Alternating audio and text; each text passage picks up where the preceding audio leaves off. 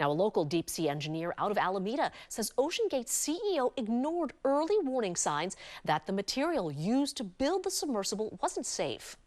ABC 7 News reporter Lena Howland brings us this story.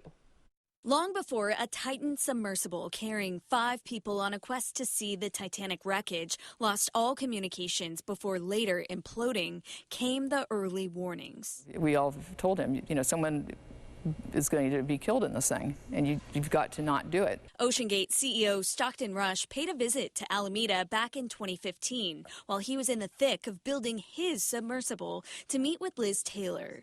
Taylor is a deep-sea engineer and president of DOER Marine Operations, where they build their own submersibles. He wanted to hear her findings from a research project. Stockton felt like he was pushing the edge. You want to push the envelope, use some new materials. And that's when Taylor specifically advised against the use of carbon fiber, as it's still experimental and has not been tested over time in extreme depths of the ocean. It being hollow on the inside, or just, one atmosphere on the inside, and having the tremendous pressure of the ocean, trying to push in on it. It just doesn't, it's not the right material. Then in 2018, the Manned Submersible Committee of the Marine Technological Society backed her up, writing a letter also urging Rush not to proceed. Ignoring all warnings, he moved forward. So where this really went kind of askew was that it was like, I don't need that.